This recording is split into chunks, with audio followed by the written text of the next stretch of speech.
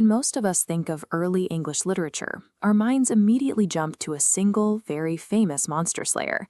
But treating this isolated epic as the sum total of the era leaves a massive gap in your historical understanding, especially if you're preparing for a comprehensive literature exam like the NET. To really understand the literary ecosystem of this period, we have to look at three completely different categories of work: anonymous emotion, named authorship, and historical prose.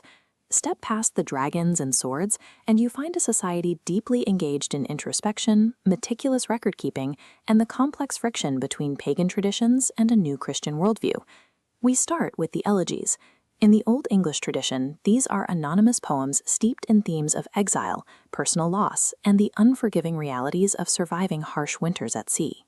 Within this melancholic genre, two specific texts stand out as critical required reading: the Wanderer and the Seafarer. These voices only survive by the thinnest of margins. This physical manuscript has endured centuries of damp air and neglect, carrying what is essentially the sole remaining record of these communal sorrows. While epics focus on loud, boastful warriors gathering in mead halls, the narrators of these elegies are isolated. They are men adrift, wrestling internally with the impermanence of earthly glory. In the elegies, the early English voice finds its capacity for nuanced psychological reflection. Eventually, the completely untraceable oral tradition begins to shift, introducing the concept of individual literary credit. That milestone belongs to a man named Caedmon. He is officially recorded as the first named English poet. His major innovation is visible directly on the page. Instead of composing verses about pagan warrior gods, Caedmon applied the traditional Anglo-Saxon poetic meter to biblical narratives and creation biology. This was a highly effective cultural bridge.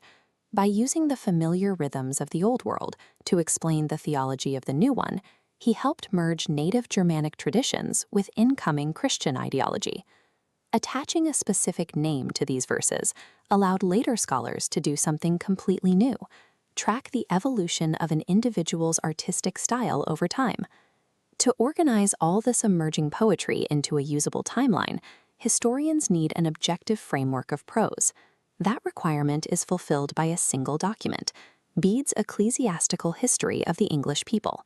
Completed in 731 AD, this text provides the primary chronological anchor point for historians studying the Anglo-Saxon period. Bede gathered scattered oral histories and fragmented records from across the island, systematically compiling them into a highly organized scholarly Latin text.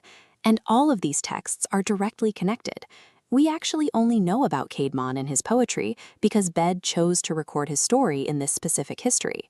Without Bede's intense historical rigor, the era's surviving poetry would be floating in a void, completely detached from any verifiable context.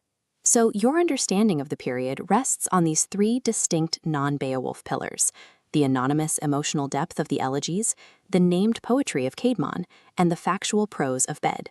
Placing these three data points side by side reveals the actual structural base of the era's literary record.